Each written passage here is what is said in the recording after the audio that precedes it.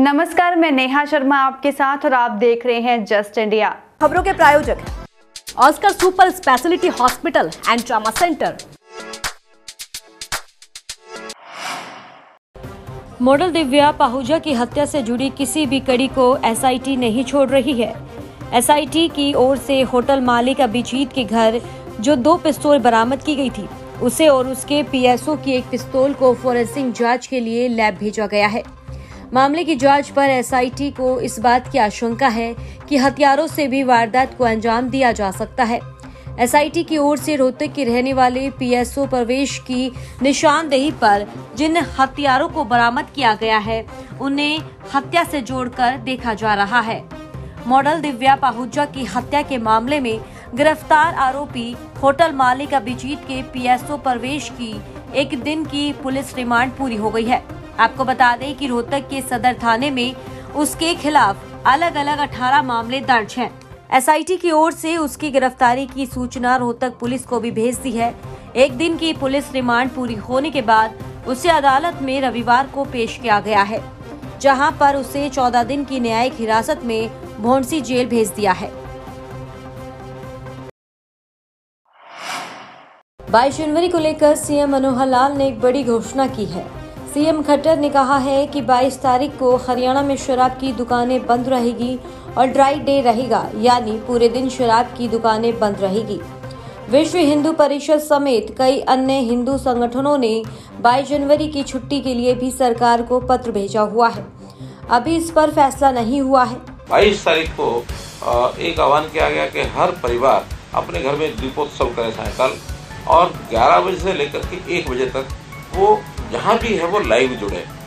हम अपने यहाँ एक विचार करके निर्णय करेंगे कि जहाँ इस प्रकार के लोग इकट्ठे होते हैं, चाहे वो विद्यालय हैं, कॉलेज हैं, यूनिवर्सिटीज़ हैं या हमारे कार्यालय हैं, ऐसे सब स्थानों पर लाइव की व्यवस्था कोई कराई जाए।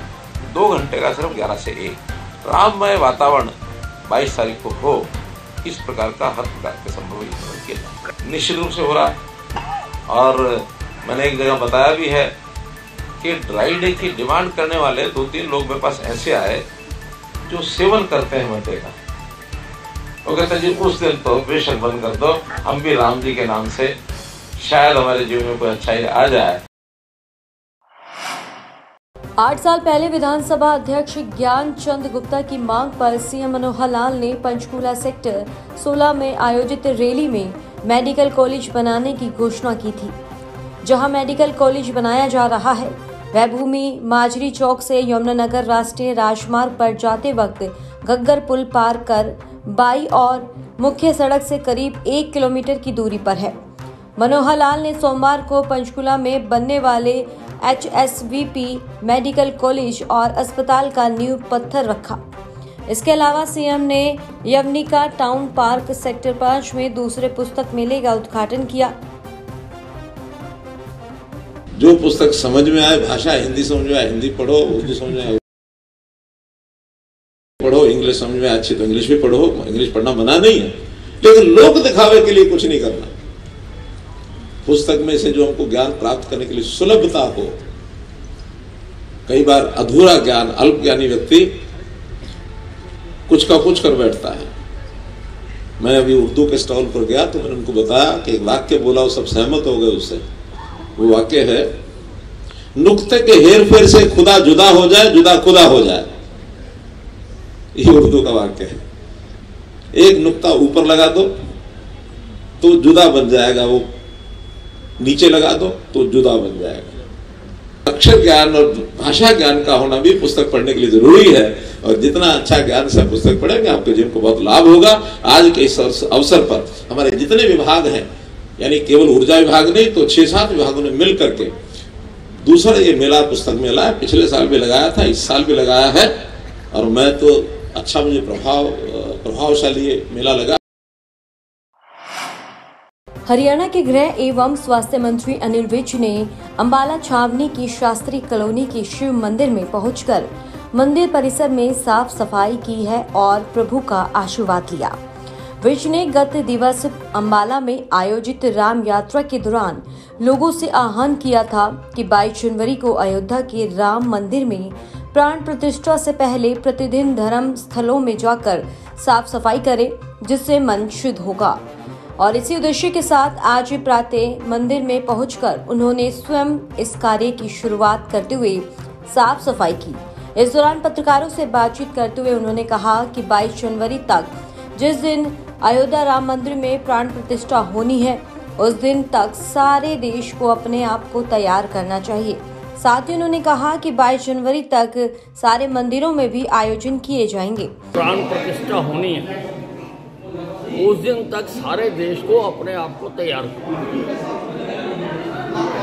क्योंकि 22 तारीख को तो अयोध्या में होगी, लेकिन सारे देवालयों में, सारे मंदिरों में भी आयोजन किए जाएंगे। इसलिए 22 तारीख तक हम सबको मिलकर रोजाना अपने देवालयों को, मंदिरों को साफ करना चाहिए। और इसके साथ मैंने ये भी कहा है कि मन को भी शुद्ध रखने के लिए सात्विक भोजन करें, मांस मदिरे का सेवन ना करें, तमोगुनी रजोगुनी चीजें मत खाएं, उनसे उत्तेजना पैदा होती है, ताकि अंदर बाहर से एक ऐसा वातावरण बन जाए, राममय वातावरण बन जाए, एक अच्छे माहौल में ये जो अनुष्ठान होने जा रहा है ये पूरा हो सके।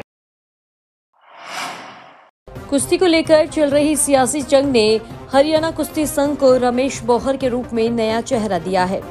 बहादुरगढ़ में रविवार को हुई बैठक में संघ के नए अध्यक्ष के चयन ने राजनीति का हिस्सा बने बृजभूषण का दखल बढ़ाने का भी काम किया है। संघ के पूर्व राष्ट्रीय अध्यक्ष के नजदीकी को संघ का प्रांतीय अध्यक्ष चुना जाना प्रदेशों में कुश्ती संघ में अपनी मजबूती का बड़ा कदम है। इधर राजनीति गलियारों में रमेश बोहर की ताजपोशी को संघ के पूर्व अध्यक्ष बृजभूषण शरण के साथ जोड़कर देखा जा रहा है।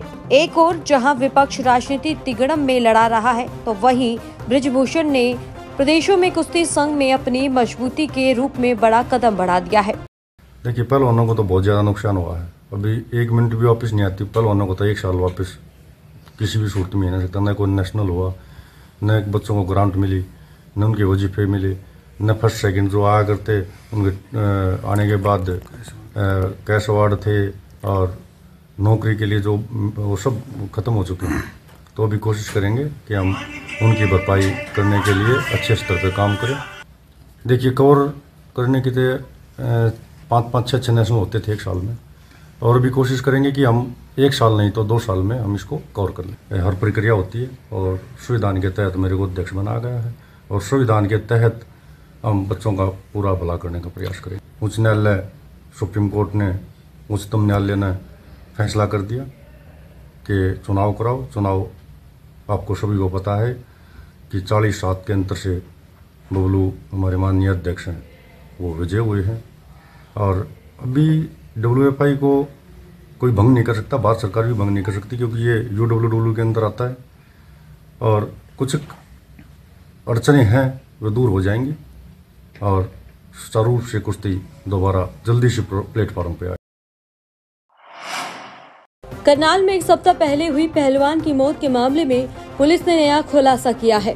संगोहा गांव स्थित घर में पहलवान और उसकी प्रेमिका शराब पी रहे थे और इसी दौरान प्रेमिका के पति ने खाना मांगा तो महिला ने नहीं दिया, जिसके बाद पति भड़क गया और उसने डंडे से पत्नी के प्रेमी के सिर में वार कर दिया।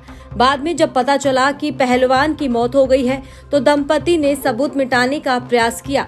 तो इसके बाद पुलिस से बचने के लिए महिला ट्रेन में बैठकर दूसरी जगह जाने लगी, तो पुलिस ने मोबाइल की लोकेशन के आधार पर उसे अंबाला रेलवे स्टेशन से गिरफ्तार कर लिया था। पति को भी पुलिस ने गिरफ्तार कर लिया। वारदात में शामिल डंडा भी पुलिस ने बरामद कर लिया।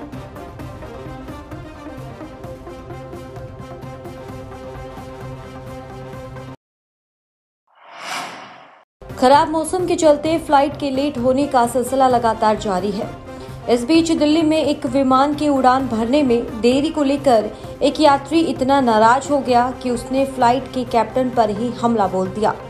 इस घटना का एक वीडियो सोशल मीडिया पर काफी वायरल हो रहा है। इस वीडियो में व्यक्ति को पायलट को घूंसा मारते हुए देखा जा सकता है।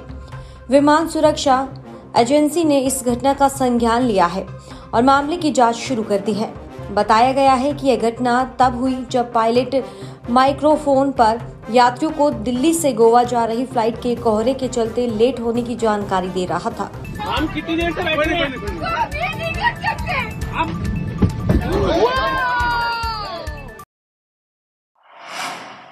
जेडीयू विधायक गोपाल मंडल ने देश के प्रधानमंत्री को राक्षस बताया है।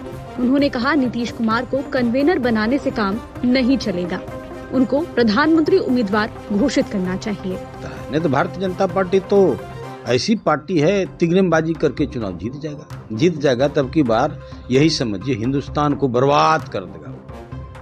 वो जो प्रधानमंत्री है उनका विरोध नहीं करते हैं, हम छोटा लोग हैं, लेकिन उसका राक्षस का रूप है भाई, किसी को डकार सकता है। खबरों में फिलहाल इतना ही। देखते रहिए जस्ट इंडिया। नमस्कार।